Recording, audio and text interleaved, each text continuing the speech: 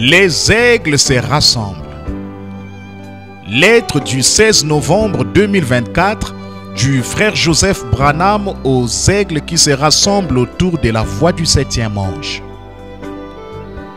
Chers gens qui écoutent les bandes, comme nous sommes fiers d'être appelés des gens qui écoutent les bandes. Chaque semaine, nos cœurs trépignent d'excitation, sachant que nous allons être unis partout dans le monde par l'écoute de la voix de Dieu qui nous parle. Nous savons sans l'ombre d'un seul doute que nous sommes dans la volonté parfaite de Dieu en nous en tenant à sa parole, en écoutant sa voix par le moyen de son puissant 7e ange messager. Le messager qu'il a choisi pour notre jour est William Marion Branham. Il est la lampe de Dieu pour le monde, qui reflète la lumière de Dieu. Il appelle son épouse de la parole pure qu'il a choisie à sortir par le moyen de son ange. Par l'étude minutieuse de sa parole, il nous a révélé par son Saint-Esprit que William Marion Branham est l'ange à qui il a choisi de donner sa révélation et son ministère pour notre jour. Nous voyons son ange, notre étoile, dans sa main droite, alors qu'il le revêt de sa puissance pour révéler sa parole et appeler son épouse à sortir. Il nous a donné l'entière révélation de sa personne, le Saint-Esprit qui s'identifie à nous par la vie de son 7e ange messager, l'ange qu'il a choisi pour être ses yeux pour notre jour. Comme notre cœur brûle au-dedans de nous, alors qu'il nous dit par chaque message que son dessein est de nous susciter à lui-même, que nous sommes son épouse parole.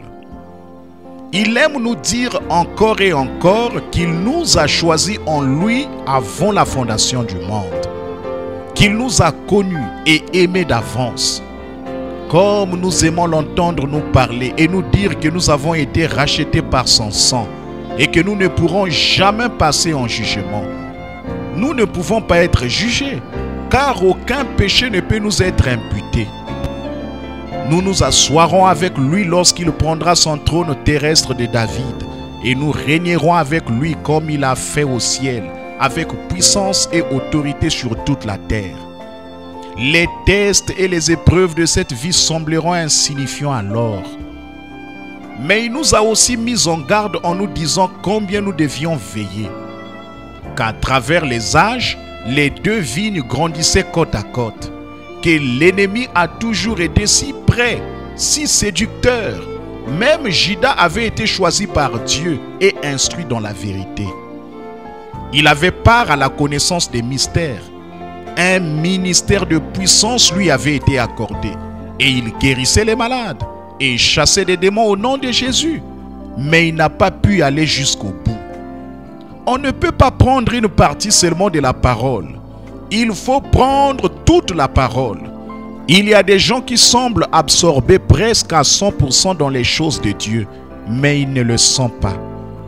Il a dit qu'il ne suffirait pas qu'ils se soient unis à l'Église tout entière, ni même aux 5 ministères décrits dans Éphésiens 4. Il nous a prévenu que dans chaque âge, l'Église dévie. Et non seulement les laïcs, mais aussi le clergé. Les bergers ont tort tout comme les brebis. Alors, selon le conseil de sa propre volonté, il a fait son entrée dans notre âge, dans son rôle de souverain berger, par le ministère de son 7e ange messager, pour ramener son peuple à la vérité et à l'abondante puissance de cette vérité. Écriture, il est dans son messager. Et celui qui désire recevoir la plénitude de Dieu suivra le messager comme le messager suit le Seigneur dans sa parole.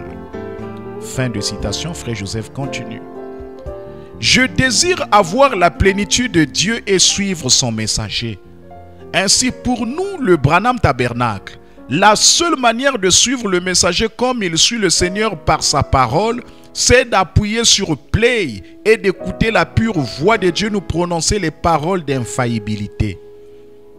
Nous n'avons pas à deviner ou à vérifier ce que nous écoutons. Nous n'avons qu'à appuyer sur play et à croire chaque parole que nous entendons. J'ai entendu frère Branham dire la citation suivante tôt un matin sur la Voice Radio. Quand je l'ai entendu, j'ai senti dans mon cœur que c'était exactement comme ça que nous nous sentions en disant. Nous appuyons simplement sur play et nous écoutons les bandes.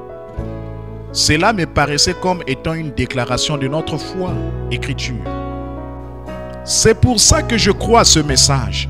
C'est parce qu'il sort de la parole de Dieu. Et tout ce qui n'est pas dans la parole de Dieu, je n'y crois pas. Il se pourrait que ce soit juste, mais quand même je m'en tiendrai strictement à ce que Dieu a dit. Et alors je serai sûr d'avoir raison. Maintenant Dieu peut faire ce qu'il veut, il est Dieu. Mais tant que je m'en tiens à sa parole, alors ça, je sais que c'est en ordre. Ça, j'y crois. Fin de citation, Frère Joseph continue. Gloire, il a dit d'une manière si parfaite. Tous les autres ministères pourraient l'être, parce que Dieu peut faire ce qu'il veut, avec qui il veut. Il est Dieu. Mais tant que je m'en tiens à sa parole, sa voix, les bandes, alors ça, je sais que c'est en ordre. Ça, j'y crois.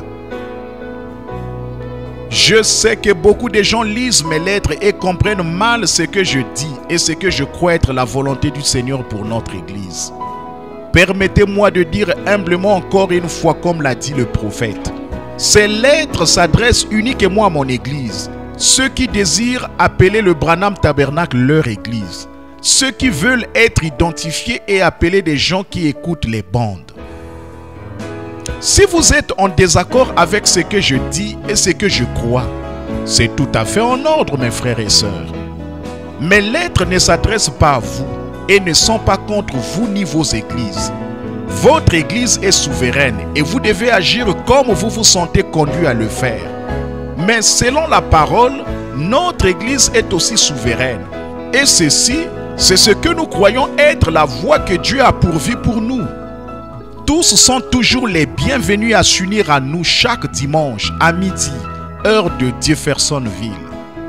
Cette semaine, l'étoile pour notre âge, William Marion Branham nous apportera le message « L'âge de l'église de Sardes » du 9 décembre 1960.